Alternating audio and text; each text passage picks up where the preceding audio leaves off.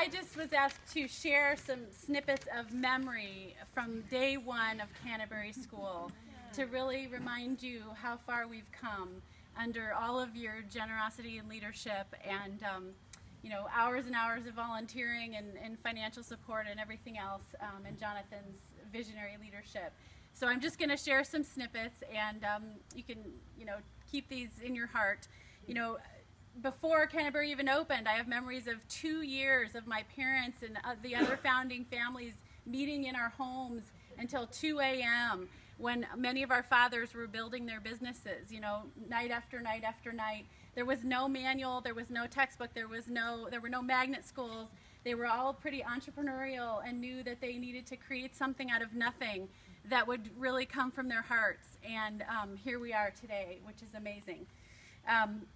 You know, snippets like Canterbury had a blue and white van that was the first headmaster's van, Mr. King, and we loved the van and we hated the van. Why did we feel that way? We loved the van because it took us on cross-country road trips and opened up our eyes to the rest of this country, like places like Washington, D.C. and New York City and Boston, where we would go each summer, one year after year.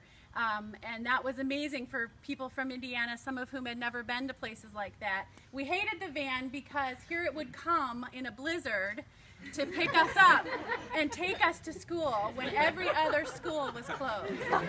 So the days of where the genesis of no snow day came from was from Mr. King, and I know Jonathan heartily supports his tradition. It's terrible.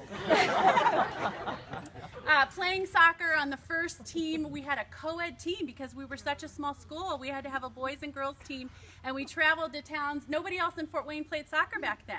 So we had to travel to South Bend and other cities, Indianapolis, to play like schools.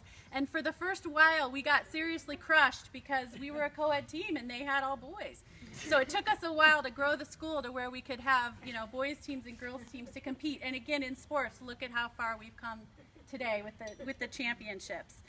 Learning French at Canterbury, you know, everybody took French. We had little French recitals with songs and dance. We actually took an international trip between my 7th and 8th grade summer and lived in families for a month in Paris, and went to school with their high school kids in the same school.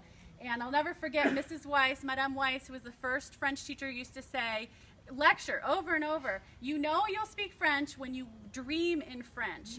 And I used to think she was crazy until it happened to me later in high school when I was studying abroad and living abroad in France, and I kept going with my French.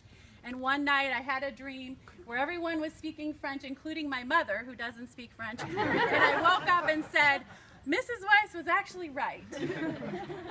The school musicals, as you mentioned, the first Wizard of Oz and Annie Get Your Gun and Oliver and things like that. Writing the school song, that's what I wanted to share, was a competition. And we would go home for a period of time and work furiously at night, writing lyrics and coming in the next day to see how they would all fit together. So to our annual fun theme this year, to you we give our loyalty completely, really sums it up. From day one until now, that theme stays true. And again, on behalf of my family and everyone else who has come since then, I just want to thank you for all your support of the school, and I look forward to working with you now, being back here in a new role going forward. Thank you.